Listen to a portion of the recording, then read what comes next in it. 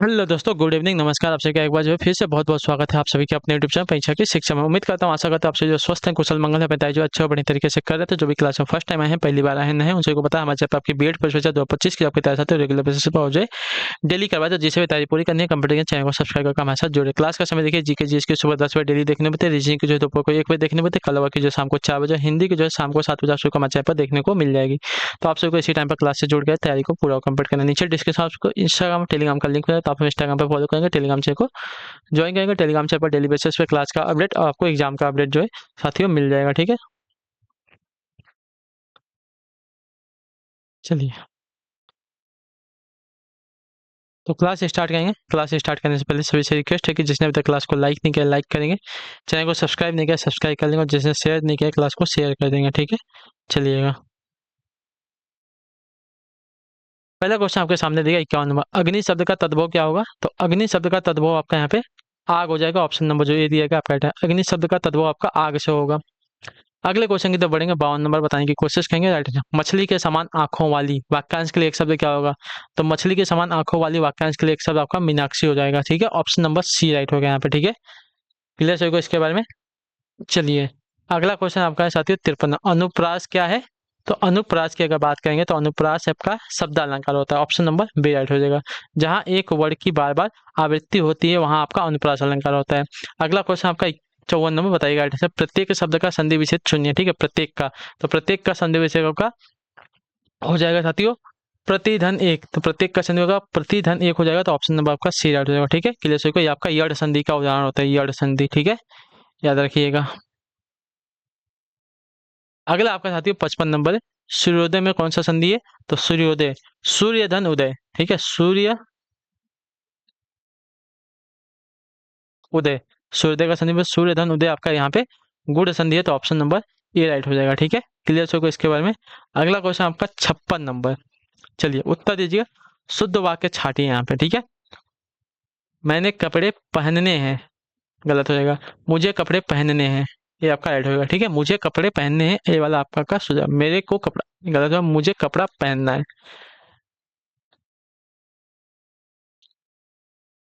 57 number क्या दिया गया?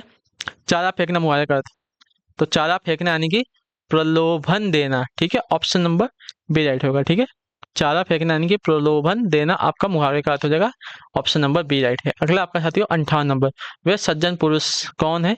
वाक्य में अनावश्यक शब्द है कौन सा? वे सज्जन पुरुष कौन है? वे सज्जन पुरुष कौन है? वह सज्जन पुरुष कौन है? इसमें जो आपका पुरुष आपका अनावश्यक वाक्य। ठीक है, वे सज्जन पुरुष कौन है? इसमें पुरुष शब्द का अनावश्यक, क्योंकि सज्जन में जन जो है पुरुषवाची पहले से ही है यहाँ पे। ठीक है, चलिए अगला आपका साथी जो है 59 नंबर बताइएगा। टेंशन हो जाएगा। राम की शक्ति पूजा के रचनाकर हैं। राम की शक्ति पूजा के रचनाकर हैं, इसका क्या हो जाएगा? तो राम की शक्ति पूजा के रचयिता है निराला है। ठीक है, राम की शक्ति पूजा के रचनाकार कौन है? निराला है। तो सूर्यकांत त्रिपाठी निराला आपका यहाँ पे ऑप्शन नंबर ए राइट हो जाएगा। ठीक है, क्लियर हो गया। राम की शक्ति पूजा, इसके रचयिता आपके निराला हो जाएंगे। अगले क्वेश्चन की तो बढ़ेगा 60 नंबर बताइएगा। आंसर का विद्युत आपूर्ति के बार बार आने वाली बाधा को दूर करने के लिए किस प्रकार का पत्र लिखा जाता है? विद्युत आपूर्ति में बार बार आने वाली बाधा को दूर करने के लिए किस प्रकार का पत्र लिखा जाएगा?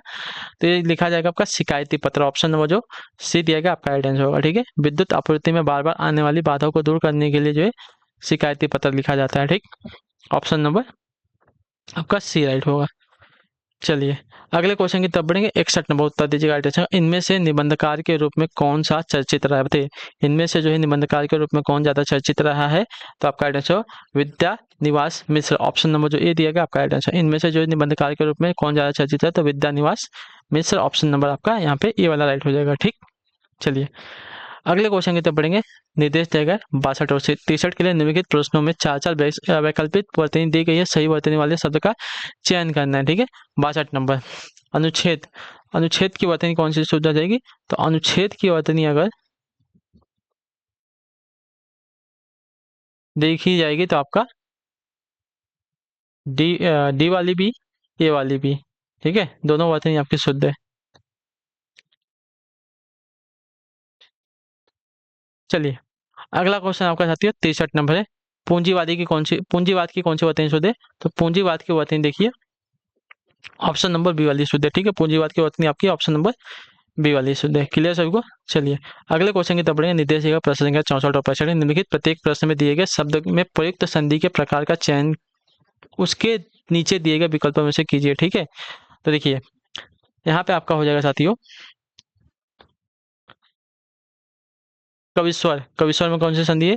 तो कविश्वर में कव धन ईश्वर हो जाएगा, दीर्घ स्वर संधि हो जाएगा। ठीक है, इसमें आपका दीर्घ स्वर संधि है। ठीक है, क्लियर सभी को? तो जो ऑप्शन नंबर आ, देखिए कवि धन ईश्वर, तो इसमें छोटी ई और बड़ी ई मिलकर बड़ी में परिवर्तित हो जाता है आपका दीर्घ स्वर संधि। अगले क्वेश्चन की तरफ बढ़े। संसार। संसार में आपका सम धन सार आपका व्यंजन संधि का उदाहरण हो जाएगा, ऑप्शन नंबर सी राइट हो जाएगा। ठीक है, क्लियर सभी को इसके बारे में? चलिए अगला क्वेश्चन आपका है निर्देश का प्रश्न का 66 67। नीचे लिखे प्रत्येक वर्ग में दिए गए विकल्पों में से तत्सम शब्द का चयन कीजिए। ठीक है, तत्सम शब्द का यहाँ पे चयन करना है। 66 और 67 है।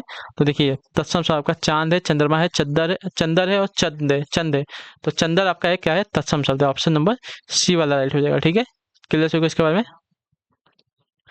सॉरी चंद्रमा आपका एक तत्सम शब्द है, सॉरी यहाँ पे गलत हो जाएगा।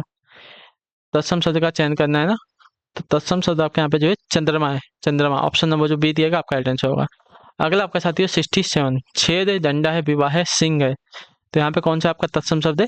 तो आपका जो है विवाह। विवाह आपका एक तत्सम शब्द है। ठीक है, क्लियर सभी को? तो ऑप्शन नंबर आपका सी राइट होगा। क्लियर सभी को यहाँ तक?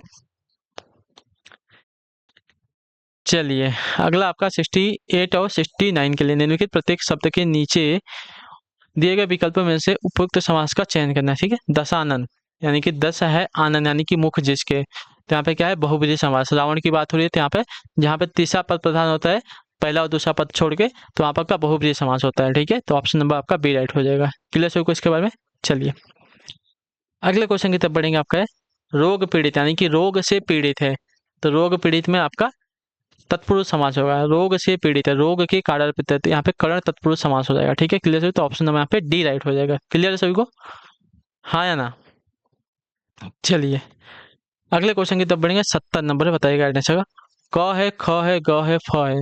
इसमें जो है कौन सा उर्दू में से लिया गया है? क ख ग फ, क ख ग फ में कौन सा उर्दू से लिया गया शब्द है?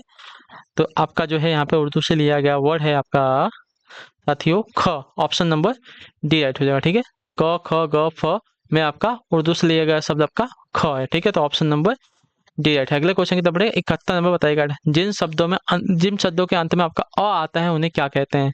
तो जिन शब्दों के अंत में आपका अ आता है उन्हें अकारांत कहा जाता है, ऑप्शन नंबर डी आपका राइट आंसर होगा। ठीक है, जिन शब्दों के अंत में आपका अ आता है उन्हें अकारांत कहा जाता है। चलिए अगला आपका 72 नंबर बताइए की कोशिश करेंगे। हेड निम्नलिखित में से प वर्ग का व्यंजन नहीं है, कौन सा? प वर्ग का व्यंजन कौन सा है? तो प वर्ग का व्यंजन आपका य प फ ब भ म, य और वह तो जो नहीं है ना यहाँ पे। प वर्ग का व्यंजन आपका देखिए, एक मिनट, य र ल व होता है, ये आपका प्रिंटिंग मिस्टेक है, ये आपका ब दिया गया है। ठीक है, तो यह जो है आपका प वर्ग का व्यंजन नहीं होता। प फ ब भ म, ठीक है, ये आपके प वर्ग के व्यंजन होते हैं। प्रेमचंद का देहावसान कब हुआ था, यानी कि उनकी मृत्यु कब हुई थी?